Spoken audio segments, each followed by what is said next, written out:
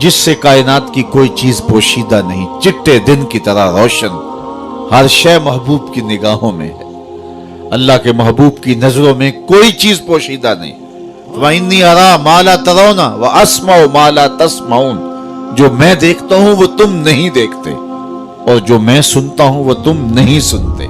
اللہ نے وہ سماعتیں دی، وہ بصارتیں دی۔ یہ غلطی ہوتی ہے کہ اپنے حواس کو نبی کے حواس پہ قیاس کیا جائے، یا نبی کے حواس پہ اپنے حواس کو قیاس کیا جائے۔ قرآن پڑھیے، سورہ نمل اٹھائیے۔ حضرت سلیمان اپنے لاؤ لشکر کے ساتھ جب آگے بڑھے تو وادی نمل آ پہنچے، تو وادی نمل میں چیونٹی نے جب لشکر سلیمان آتے دیکھا تو اس نے اپنی ہمجولیوں سے، چیونٹیوں سے کہا کہ جلدی جلدی اپنی بلوں میں داخل ہو جاؤ، اللہ کے نبی کا لشکر بے خبری میں تمہیں کچل نہ ڈالے۔ اللہ اکبر۔ اور یہ بات حضرت سلیمان نے سنی۔ کتنی دور سے سنی؟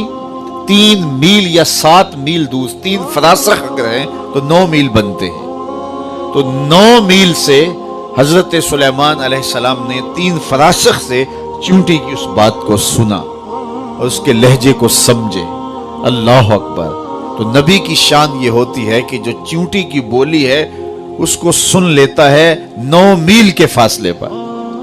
آپ میں سے کوئی ہے کہ جس کے کان کے پردے پر بھی چیونٹی کو رکھ دیا جائے تو اس کی کہانی سمجھ لے کہ یہ کیا بول رہی ہے؟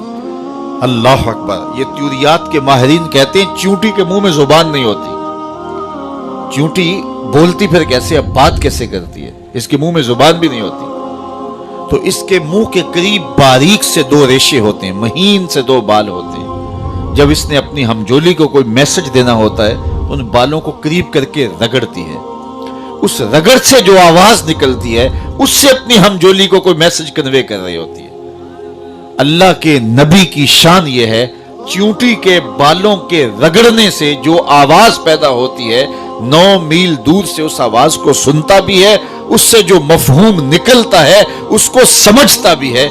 اور یہ شان اس نبی کی ہے جو مقتدی بن کے مسجد اقصی میں تیرے نبی کے پیچھے کھڑا ہے۔ یہ شان ہے خدمت گاروں کی، سرکار کا عالم کیا ہوگا۔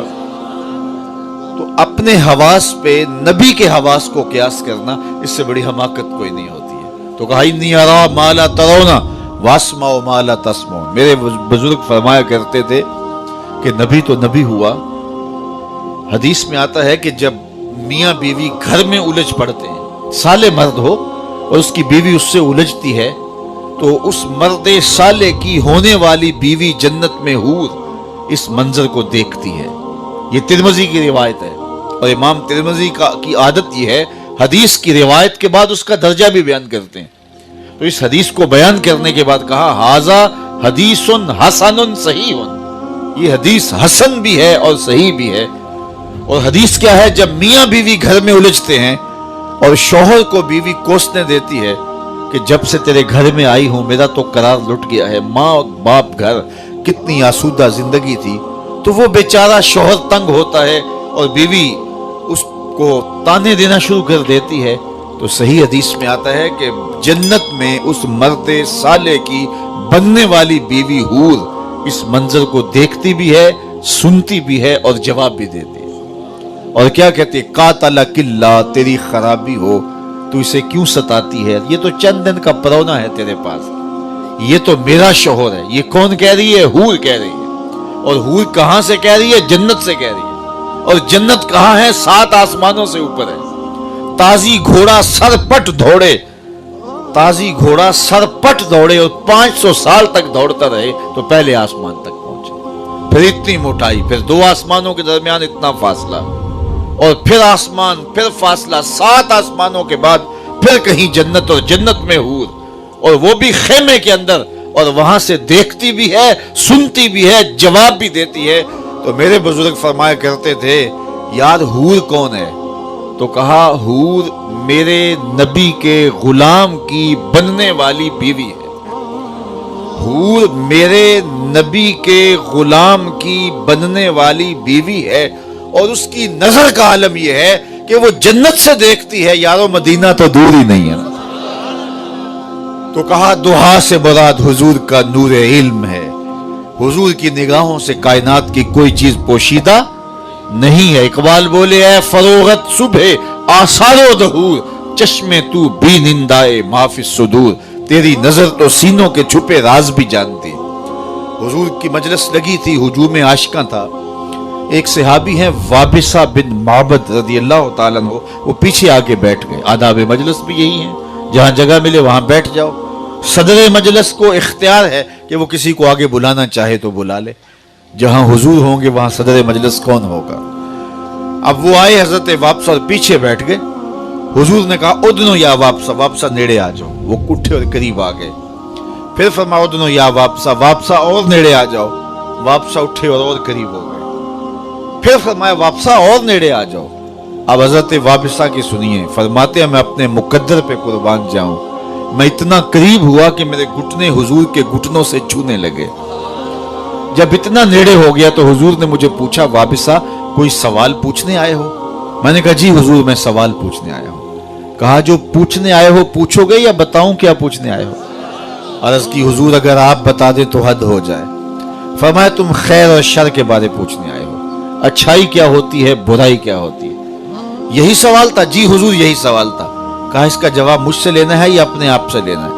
अर्ज की, जवाब आता होता तो सवाल ही क्यों बनता।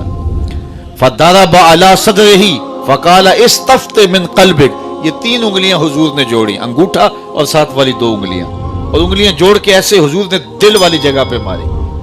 और फदरबा अला सदरिही फकाला इस्तफ्ते मिन क़ल्बिक, दिल वाली जगह पे मार के फरमाया, ये अंदर मुफ्ती बैठा, इसे ही पूछ ले, यही बता देगा अच्छाई क्या है, यही बता देगा बुराई क्या है। जब दीवार रखते हुए हमसाए के 2 इंच दबाने लगते हो, अंदर मुफ्ती फतवा दे रहा होता है, गलत कर रहे हो।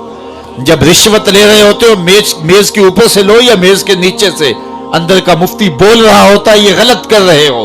जब गुजरते हुए नजर भटकती है और ख्याल बहकता है, तो अंदर ज़मीर आवाजें देता है, तेरे घर में भी बहन बैठी है, तेरे घर में भी तेरी माँ बैठी है, तेरी नजर क्यों आवारा हो रही है, अंदर से आवाजें आ रही होती हैं, अंदर बोल रहा होता है।